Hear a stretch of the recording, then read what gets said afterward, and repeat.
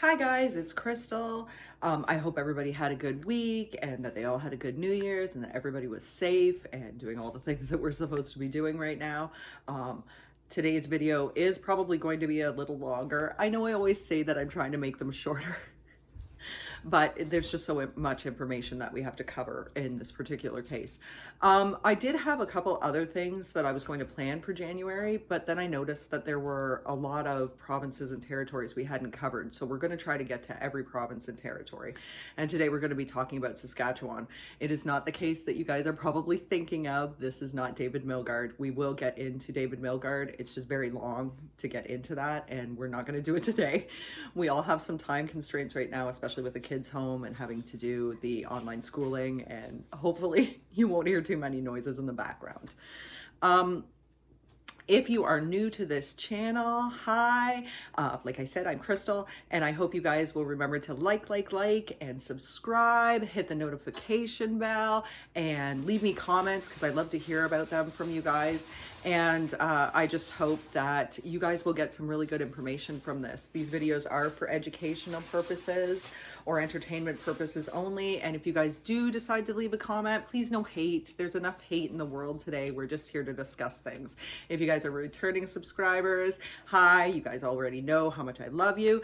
And I'm so thankful for you guys. And hopefully you'll enjoy this video. So while I was researching, Saskatchewan, because I did want to hit on it, and of course, like I said, we already know about David Milgaard. I came across the case of Sheree Fertuck. If you guys want to know more about her case than what we're going to get into, there is a podcast on CBC. It's called The Pit, and it has to do with Sheree's case. So Sheree was born in the area of Canaston. I hope I'm saying it right. Canaston, Saskatchewan. She seems to have been born sometime in the year of 1964. I couldn't get the exact date, but it's sometime in that time period. Her parents were Michael and Julianne Sorotsky. They are now both deceased.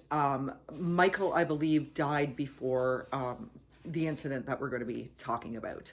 Sheree was always well liked by people. She was described as being very popular, athletic. Her siblings, she was the eldest of 5 siblings. Her siblings describe her as being the protector of the siblings. She was very responsible, very reliable, highly routined. She had a kind word for all of her neighbors, and she was just a very nice girl. She was a very good student.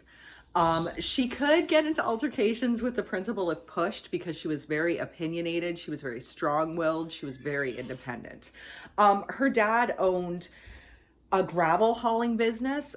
They rented the land that's not that far from their farm, just outside of Canaston and, Kenaston. And Kenaston is about 75 to 80 kilometers from Saskatoon. People remember Sheree babysitting in the area when she was younger too, and all of the kids said she was a lot of fun. Sheree loved to sing and she loved to dance. She used to bring over like Kiss and Fleetwood Mac and country records for the kids to listen to so they could all have fun.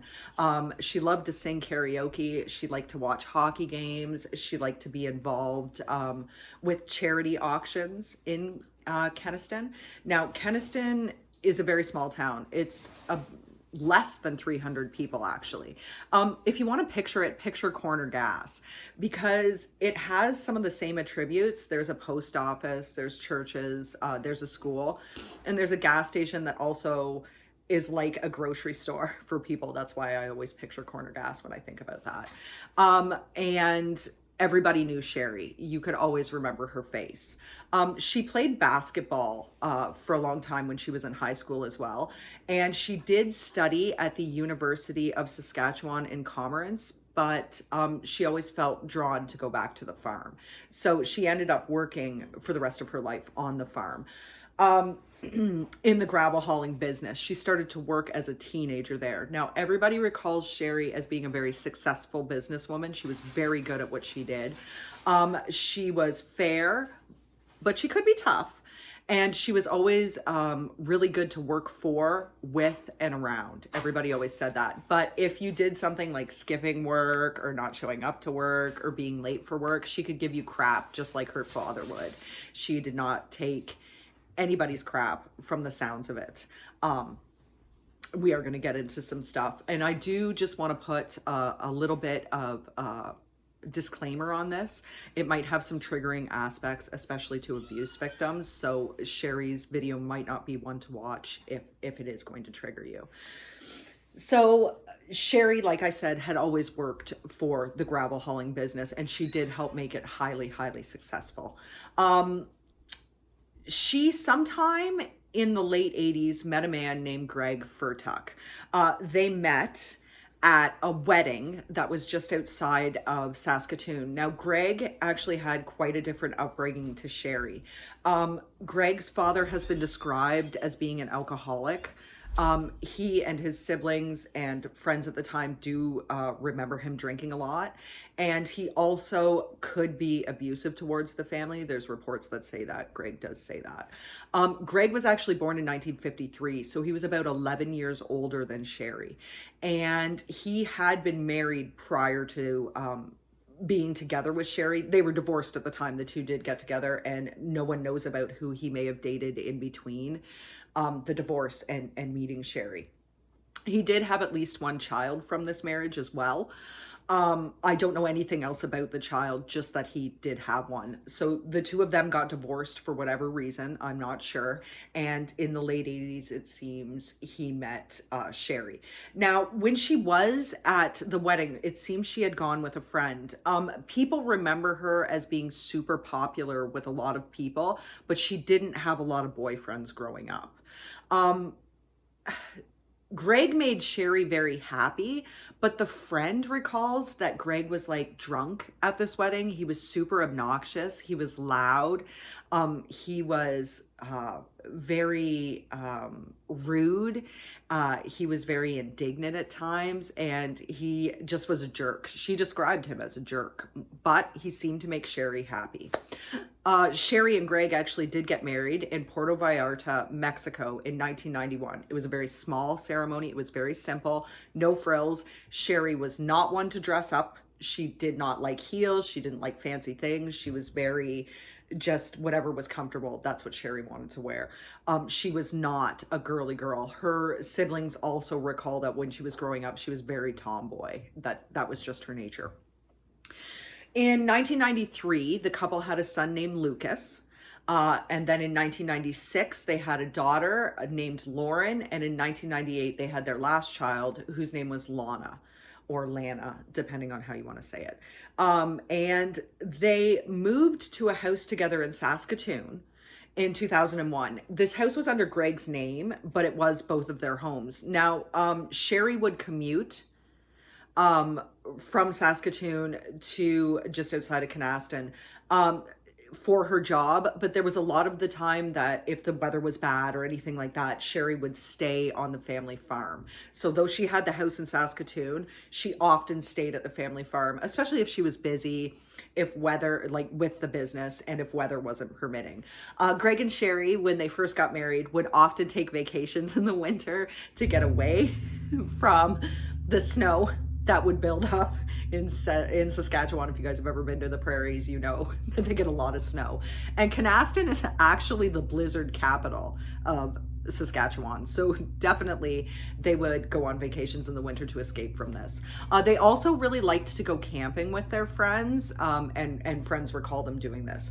Now, Greg loved hunting and fishing. And Sheree seemed to like it too. She would hunt and fish with him. But Greg also had a deep, deep love of guns, any gun. Sheree would shoot with him as well. And it does seem like they would like shoot guns off of the farm property. The marriage started to deteriorate sometime after they bought the house. Now, Sheree was a super private person. She didn't tell people what was going on with her life. A lot, like friends knew that there was trouble in the marriage, but they didn't know what extent, and they didn't know what was going on. Her sisters and her mother have said that they knew some information, like if you prodded Sheree, she would tell you, but because she was so private, they didn't often dig into her business. I know her sisters feel a lot of regret because they didn't do that, but at the time, it just made sense to them not to because of how private she was. Sheree did confide to her mother, Julianne, that there was abuse within the marriage.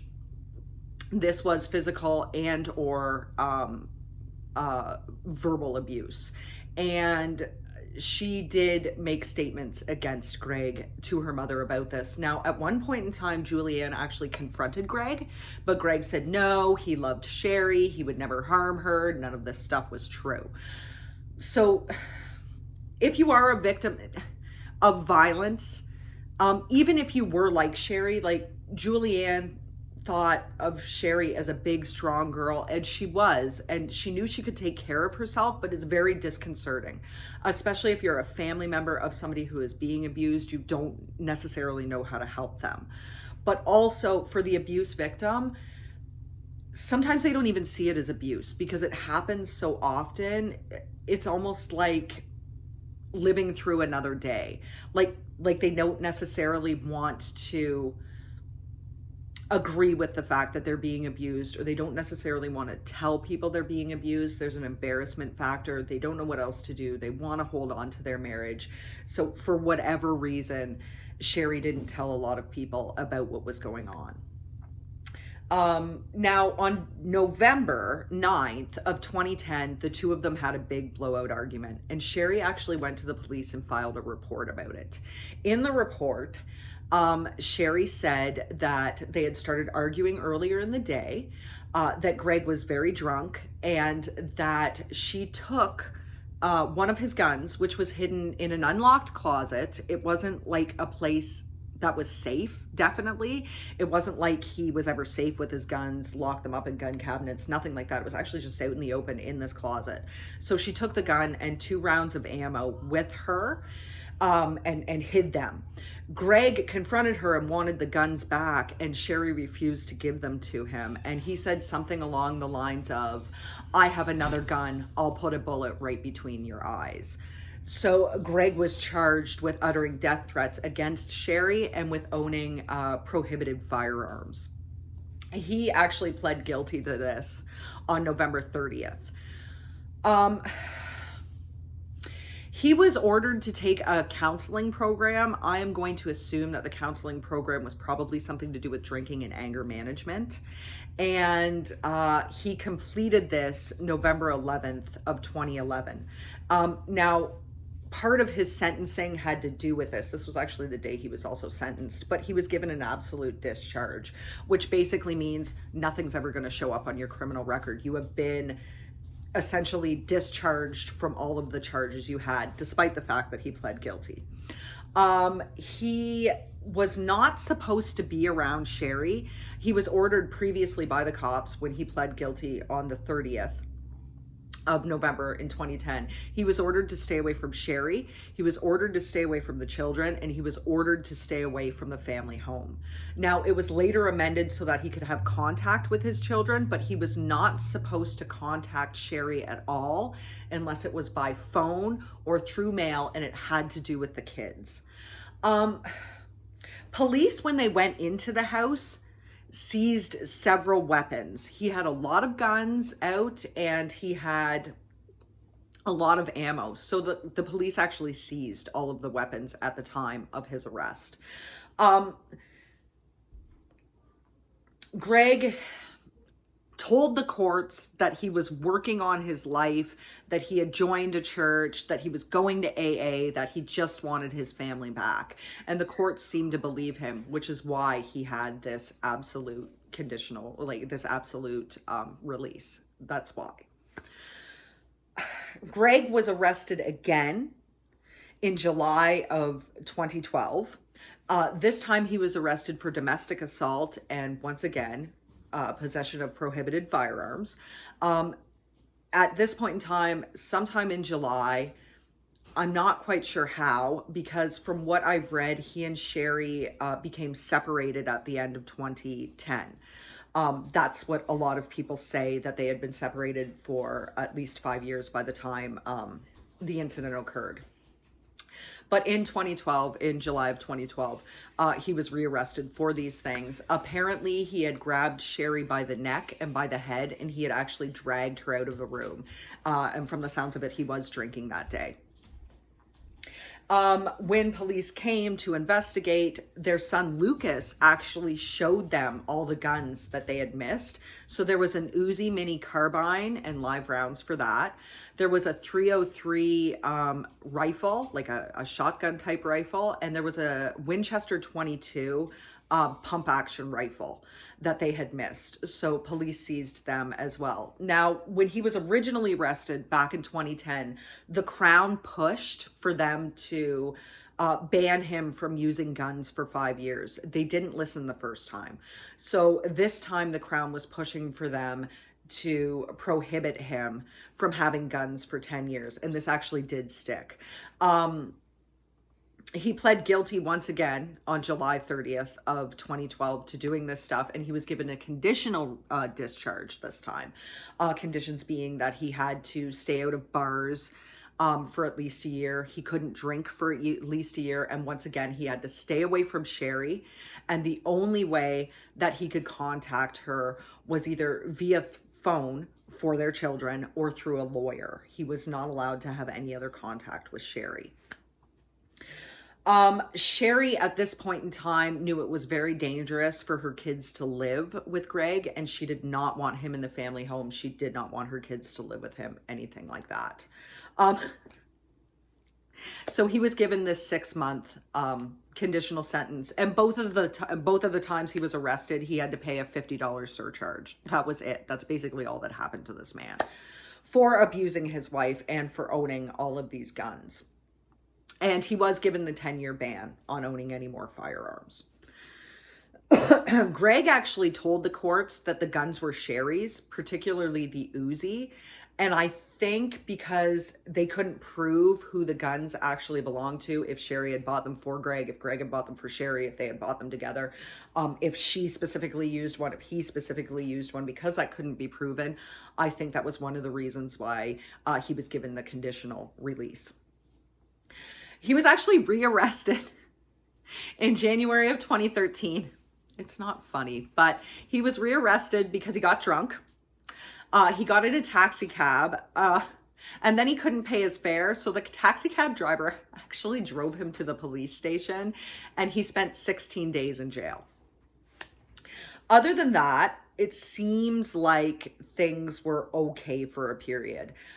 He claimed he was attending AA, and everybody does describe Greg as when he got drunk, which he seems to have a problem with alcohol at this point in time, much like his dad.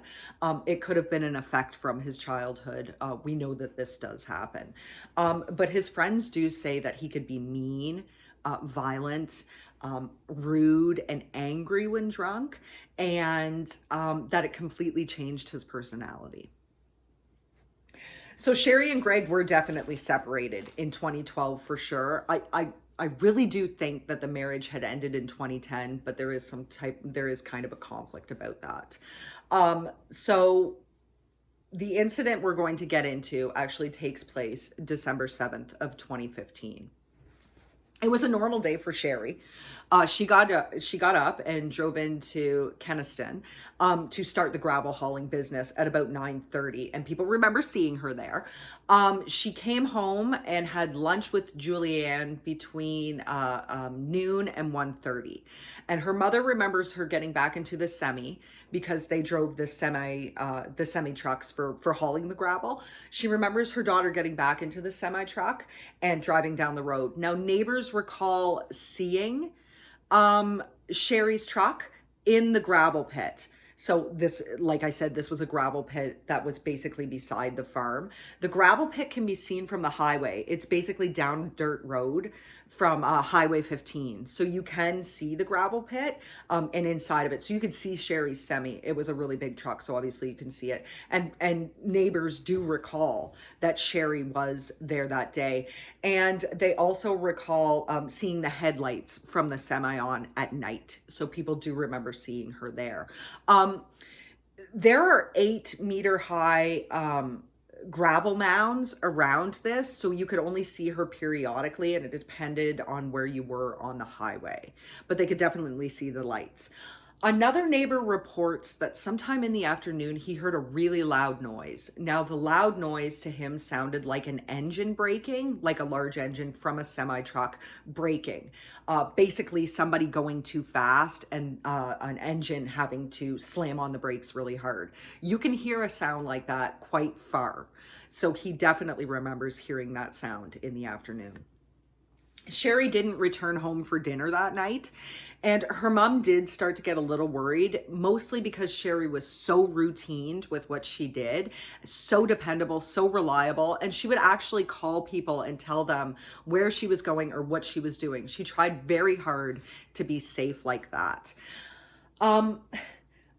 She didn't come home for dinner, and she also missed an appointment that she had at 8 o'clock. She didn't actually show up all night. Now, Julianne did get worried, but she was an older lady at this point in time. So she did not necessarily go out and search for her. The reasons being were that she didn't like going out later on at night. A lot of older people don't like doing this, and they don't like driving later at night either. It's harder to see. And she was also afraid of what she might find because of the fact that Sheree was so routined with her life. She did call around to friends, family, relatives, see if anybody had seen Sheree, and nobody had. Since that night, Sheree Fertuck has never been found. She went missing completely without a trace. The next morning at 7:30 a.m., Julianne did drive out to the gravel pit, and she did find the semi completely abandoned. What was left inside the semi was Sheree's Sheree's keys, her coat, and her cell phone. She had nothing on her when she left. When Sheree disappeared, she was 51 years old. She was about 5'4" in height, 250 pounds, with graying brownish colored hair, blue eyes, and she wore glasses. She was last seen wearing gray sweatpants, white sneakers, and a gray sweater. She didn't have her coat on. She just carried it with her into the semi because you guys know it's December, so obviously it's going to get cold. The RCMP were called, and they arrived in the area at about 11 o'clock and cordoned it off. Now, the actual guy that owns the property, his last name is McJanet, and he looked at the crime scene and he said there was absolutely nothing there. There was no papers on the ground scattered around, no signs of violence, no signs of a scuffle, no torn clothing, no blood, nothing. It was in the same condition it was always in. So there's no evidence to be found there. Originally, investigators thought that day that Sheree must have accidentally fallen into the pit and somehow gotten buried alive. You know, gravel can be sucking and it can pull a person down. So they actually searched the area with cadaver dogs, both the gravel pit and the farm. They searched it with planes aerially to see if they could find any other evidence. And they actually used infrared technology to see if they could find any sources, heat sources, within the pit itself. And nothing was ever recovered. Nothing was found on any of this technology. So Sheree had essentially disappeared without a trace, vanished into thin air. There's no other way around that. She just disappeared. After they knew that she had not accidentally fallen into this, the police, neighbors, friends, family, all assumed foul play must have happened to Sheree. Something bad must have happened to her, because before she went missing, she did start to make curious comments to her family members, and they were comments along the lines of, "Kids, if something happens to me, take care of the dog," or "Mom, if something happens to me, make sure you do this and this." So it almost seems like Sheree was afraid for her life at this time. Police initially, after the accident theory was dispelled, police thought that perhaps another business owner was mad at Sheree. A competing business owner maybe was mad at Sheree and was violent to her because of this. But this does not seem likely. Number one, Sheree was successful in business. She was very good at business, and she never undercut the competition. She was in good standing with the rest of the business members, and nobody was mad at her about anything. Also, she was never involved in any criminal activity with regards to the business at all. No one could find anybody at this point in time, especially in town, that didn't like Sheree. Police also questioned her brother. I'm not quite sure of the reason. Her brother Darren. They questioned him and initially held him, not for very long. He was ruled out as a suspect fairly early on, but those were the leads they had at that time. They had to stop searching the farm fairly fast because the pit, because the weather deteriorated so much, so they had to wait until the spring and the thaw to start searching for her again. And on April 11th of 2016, investigators did actually announce that this was now a homicide case. They very much believed that Sheree was definitely the victim of foul play. Her sisters and other family members, including Julianne at the time, all thought that this would be a cold case, and they all thought it would stay cold for a very long time. Now, Julianne herself has spoken out in several interviews, of course, for the CBC podcast. And December 7th, she would always try to put Sheree's picture out and do interviews so that people wouldn't forget about Sheree. She was very hopeful and insistent that someday justice be done for her daughter and that they could find her daughter. She had her hopes up very much, but unfortunately, Julianne did die in 2018 of cancer. The siblings seem to think that it was because she was so heartbroken, she just couldn't fight on with it. So she has since passed. In her interviews, Julianne was very careful about what she said about Greg. She was afraid of Greg, and she didn't want to say anything about him that would make him come after her. For some reason, and it's probably due to the fact that Sheree had told her mother about the abuse and that Julianne had also confronted him at one time about the abuse. For some reason, Greg does not like Julianne. I don't know how he feels about the rest of the siblings or the rest of the family. And if you'll remember, at the time that Sheree went missing, she had 3 kids. Lucas was 22. Lauren was 19 when Sheree went missing, and Lana was only 17. So their kids were still young enough to be at home. She had also just recently become a grandma. So there was a newborn baby involved too. Police knew that she would never have left her family. The thing Sheree prized above all else was her family. She loved her family more than anything. Police knew also by April 11th of 2016 that there was no activity in her bank accounts, on any cards, anything like that. And her passport had never been used either.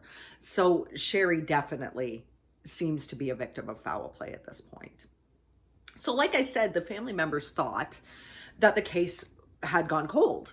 And all of a sudden, June 24th of 2019, police made an arrest in this case. And the arrest was Greg Fertuck. Police had them on their radar since 2016. And they decided to use an investigation tool that is unique to Canada. It's called a Mr. Big Sting. Basically, a Mr. Big Sting is that undercover police officers will pretend to be criminals from a fictional crime organization to try to elicit some type of confession from a suspect. So they'll meet up with this person, claim that they're involved in some type of organized crime, say, hey, do you want to be involved in this crime too? Oh, if you do, it would be for the best if you told us about any other crimes you've been involved in, just so that we know and we can defend you if we have to. That's how they caught Greg on June 24th of 2019. So it was very, very recently that they caught him. Now, I just have a couple things to go over with regards to the Mr. Big, just because it's not something that some people will know about. Actually, one of the bigger cases that used a Mr. Sting operation here in Canada was that of Atif Rafay and Sebastian Burns. This was in Washington at the time, but the family had lived in Vancouver. So as far as I know Atif Rafay was definitely a Canadian citizen. I'm pretty sure Sebastian Burns was too. I'm trying to remember everything about that case that I possibly can. And the two were arrested for killing Atif Rafay's, both of his parents and his sister. Basically, they said he did this because he wanted their family fortune. They had a lot of money and he wanted to be the sole inheritor. And he and Sebastian had gone on quite a spending spree before this. So they were actually nabbed in a Mr. Big Sting.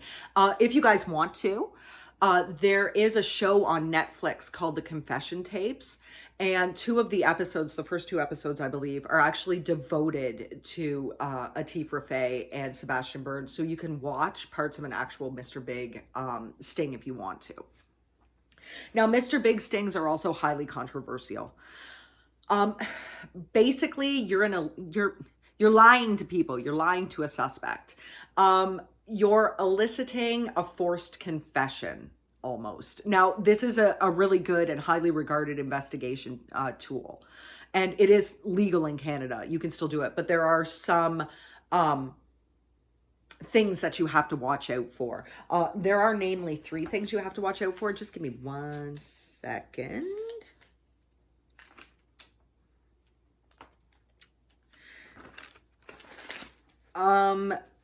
They also feel that the Mr. Big stings can be abusive towards offenders as well. Some suspects are actually able to get new trials because of the use of a Mr. Big sting. Atif Rafay and Sebastian Burns are actually part of several innocence projects. They are trying to say that they lied to the police to make themselves sound better than they were. But it wasn't that they were lying to the police. They lied to these criminals to make it seem like they were bigger than they were so that the criminals would hire them for whatever reason. And I know they're fighting for a new trial. Now, whether that happens, it remains to be seen, but that is an issue with regards to this. And they were only teenagers at the time that this crime happened as well. So, number 1, there are questions of reliability. People not being truthful, which could lead to wrongful convictions, right? Just lying to pretend that you're bigger and better than you are so that you'll be hired by these fictitious organizations, but you don't know that they're fictitious. There's prejudice in them too.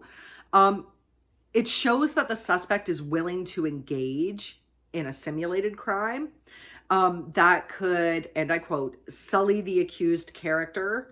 And it carries the risk of prejudice because of this sullying of the character. And number 3 is there's a potential for police misconduct. The police are lying to you, but we also don't know what they might do to you. A lot of them pose as either like mafia bosses or like the heads of like the Hells Angels or motorcycle gangs, so they can be scary. And what is basically stated about this is, and I quote, they run the risk of becoming abusive towards the suspect, end quote. Because Mr. Big stings are so controversial, the police have to really, really watch what they're doing and what they're saying. And they do have to videotape everything just so that people can know it is on the up and up.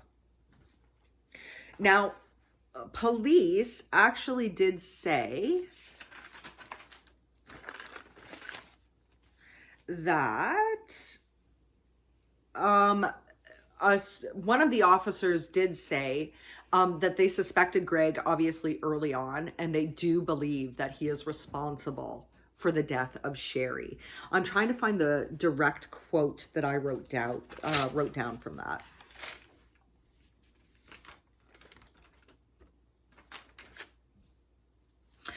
It's attributed to Corporal Jeremy Anderson. who worked on the case. And he said, quote, I have reasonable grounds to believe and do believe that Greg Mitchell Fertuck did commit murder on the person of Sheree Fertuck. And he has been arrested for first-degree murder and indignity to a human body. Friends can recall certain things that happened just before the disappearance. And just after. Just after the disappearance, Greg had a friend, and he would often call this friend when he was drunk and make negative comments about Sheree. In the comments, Greg basically said that he wanted to get rid of people. That's a direct quote, that he wanted to get rid of people. I want you guys to remember the get rid of part. That he was very negative and calling Sheree every name in the book, and that he was really mean and rude. So the friend then got really afraid of Greg and stopped taking the phone calls. I believe it was sometime in 2018. And she now suspects that Greg did actually kill Sheree. Another friend that he lived with before Sheree went missing, this was directly after the 2010 incident, remembers that Greg was drinking heavily at the time, that he would often curse Sheree's name every day, and that he told this friend, quote, I'm going to get rid of her and bury her in the North 40, end quote. He also threatened Julianne's life a bunch of times too. Now, this friend is no longer friends with Greg. He's actually afraid of Greg again. And he also believes that Greg murdered Sheree, but this friend is not a friend of Sheree's. He recalls that Sheree was mean, that she would often withhold money from Greg. And he also said that the two did not get along very well for whatever many years. I don't know however many years that they hung out. This friend was actually a co-worker of Greg's. Greg worked for the CN Railroad for years and years and years. So he was actually a friend that he had met through work. And the friend did actually kick Greg out due to the drinking. But he also said that he never recalls seeing anything violent happen between Greg and Sheree while they were together. And most of the people talked to, if not all of the people talked to, don't remember any signs of violence either. Just give me 1 second, guys. Sorry.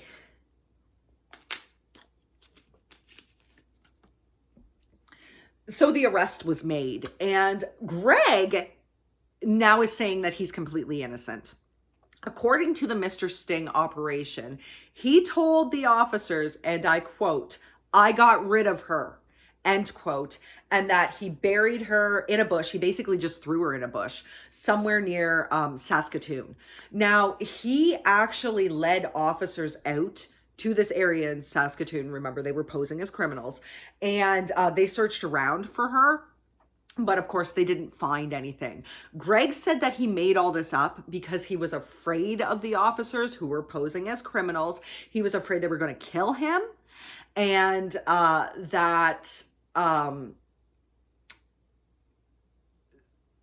that they were going to implicate him, I think, in other things. But he was definitely afraid for his life.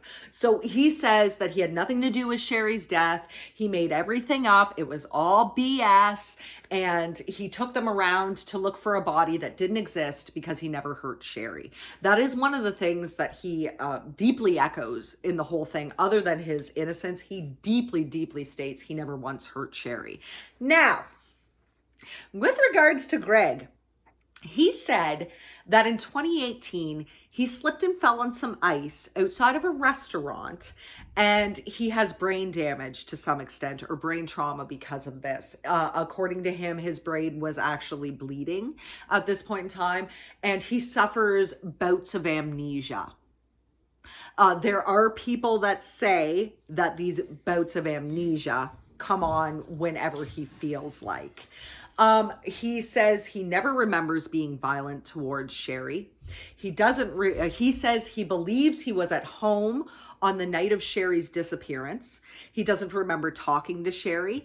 He doesn't remember ever going to the gravel pit that night, but he doesn't really remember anything.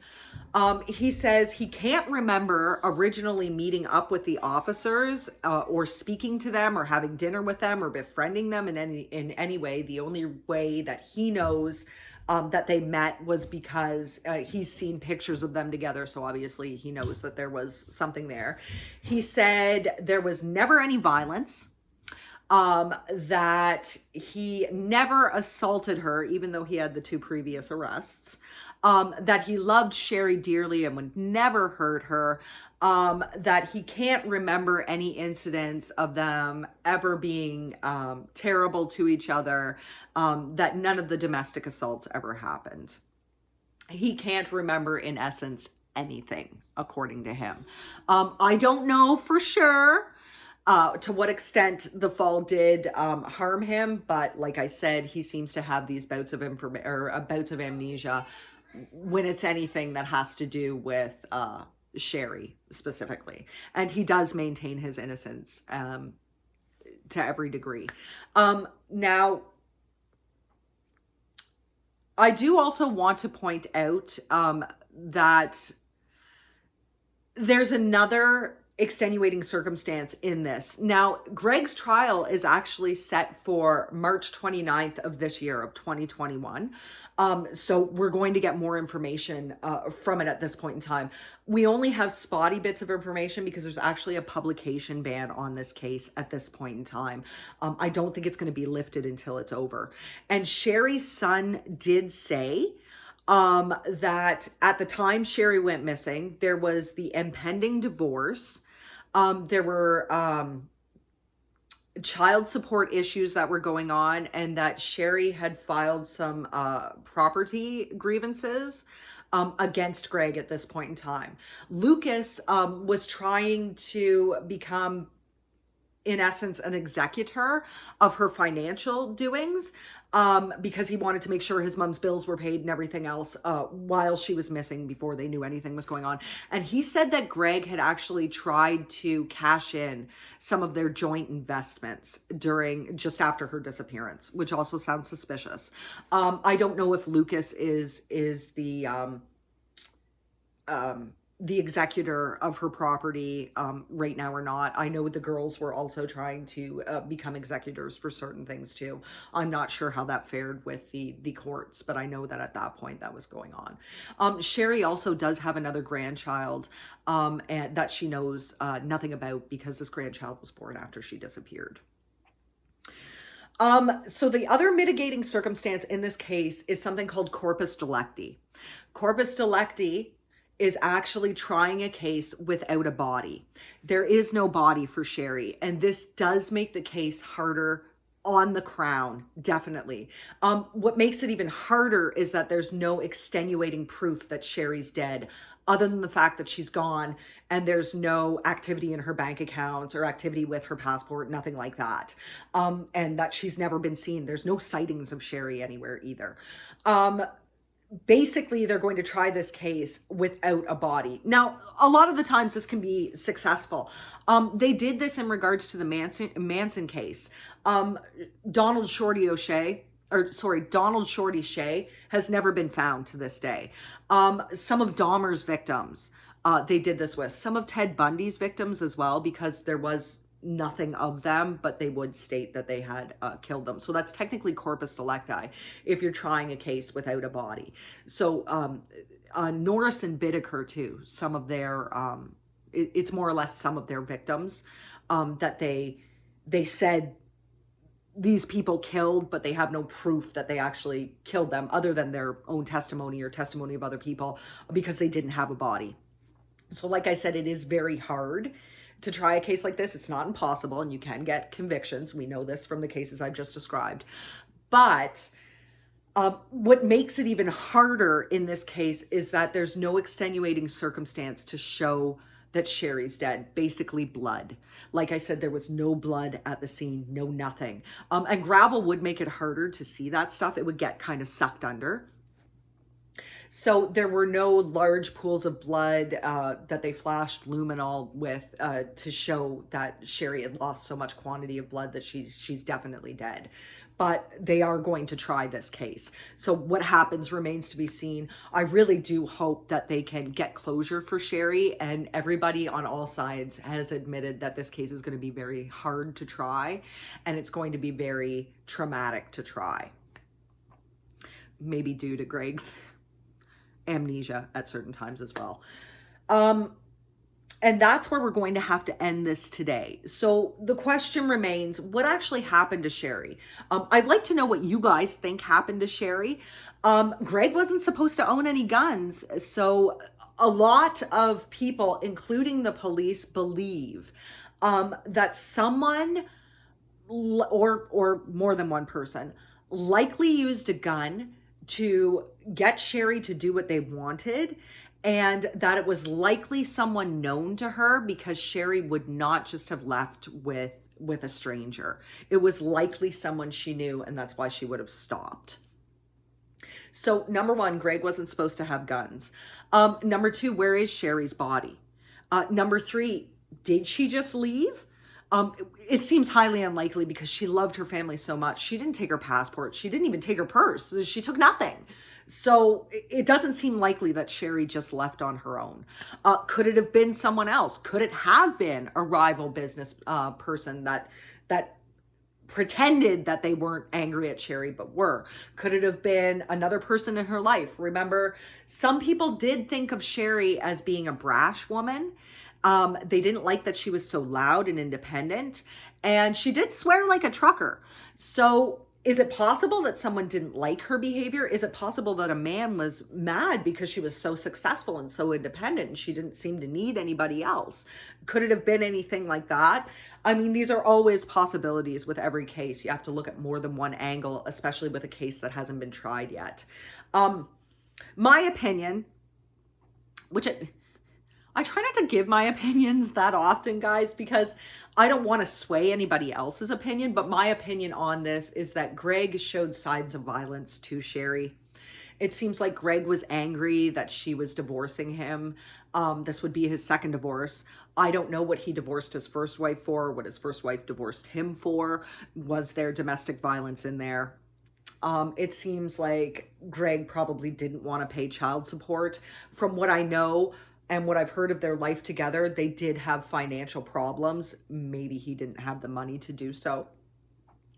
Did Greg have somebody else that came with him? That's a possibility too. Sheree was a large woman. So it would seem like it would take a lot of force to get Sheree, and she was so strong-willed and independent, to get Sheree to go with them. What happened after they got Sheree out of the semi? There were no signs of struggles or violence. It does seem like if she was kidnapped, so to speak, she did go with them and didn't leave any evidence. I don't want to say willingly, because if it was a gun, she was basically forced to. But it does seem like there weren't even any footprints in the gravel. So it does seem like Sheree just basically disappeared into thin air. This is a case that shows people how easy it is to disappear in a rural area. It's very easy. And then, of course, there's the loud engine braking that neighbors did hear. Was that Sheree stopping suddenly because she had to, because somebody showed up? When exactly did Greg do this? Did he do it during the day? Did he wait until it was night? I do believe that Greg is responsible for this. It sounds like even the children believe that. And you have to remember, he left two of those kids as teenagers. One of them was still a minor when Sheree was disposed of. Where do you guys think he hid the body? There's a lot of places in rural areas to hide a body. Do you think the police will ever find Sheree's body? Do you think Greg will ever admit to where it is? Do you think he even remembers where he put it, if he does have brain damage? There's a lot of unanswered questions in this case, and I will try to give you guys updates. I don't know. The case is supposed to go to trial March 29th of 2021, but I don't know if COVID is going to affect that in any way, like if they'll have to push it off or anything like that. Now, here in Canada, you only have about 18 months to try a person after you arrest them. or else they get released because it impinges on their civil liberties, the right to a fair and speedy trial. So hopefully we'll be able to give you some updates and some other information, hopefully, that we can get from this. And that's it for today, guys. What do you guys think happened to Sheree Fertuck? Who do you think did it? Where do you think Sheree is? Do you have another theory that maybe we haven't even thought of at this point in time? If you guys or anyone you know has information about Sheree, has seen her, know anything about her whereabouts, know anything about any possible evidence or clues, because I know at one point in time the RCMP seemed to have been looking for a tarp in the case of Sheree, either a tarp or a polyethylene a bag type evidence. In 2019, they announced that they were looking for this. So if you guys do have any information on Sheree, please contact the RCMP in Saskatchewan, the Saskatoon detachment, or contact your local police and see if they will give the information to the RCMP, or call Crime Stoppers, guys. Like I said, Crime Stoppers is completely anonymous. That way you don't have to give your name or anything else other than the information. And sometimes there's a reward if people are caught due to this. So that's where we're going to leave it today. 2 amendments to my Swift Runner video. I do have a picture of Swift Runner, and I can pull it up if you guys want to see it. I'll also show you a picture of Sheree. But I kept saying at the start of the video that Swift Runner was born in 1939. He wasn't. He was born in 1839. And actually, before I even did this case, when I was memorizing my notes, I kept saying to myself, don't say 19, don't say 19. So of course it was in my brain. If you guys will give me just 2 seconds, I will pull up the pictures.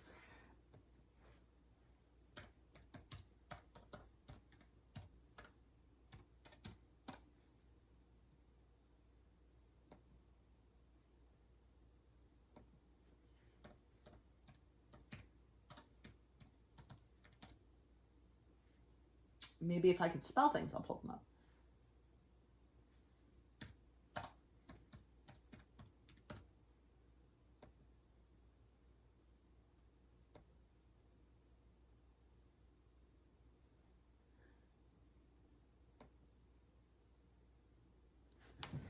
Okay, guys. So I hope you can see it. It's a black and white picture, of course. And the tall person that's in the chains is Swift Runners. So he is a very imposing person. The second picture is going to be of Sheree so that you guys can get a look at what Sheree actually looked like. And just in case anybody does have any information on it. So just, sorry, one more second. You'd think I'd be a little bit more organized.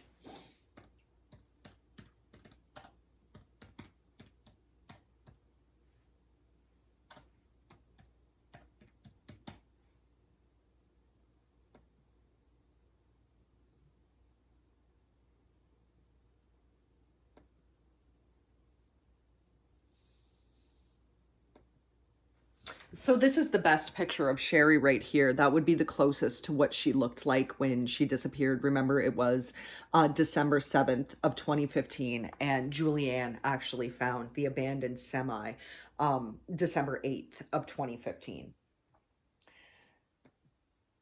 So hopefully, guys, you liked this video. Please give me the old like if you did. If you haven't subscribed, guys, I really hope that you do. I know I don't have as many frills as a lot of other YouTubers, but if you want to get the information and you want to know what's going on, I hope you'll watch and enjoy my videos. Leave me comments so we can talk about things, especially this case, because there's so many different turns in it.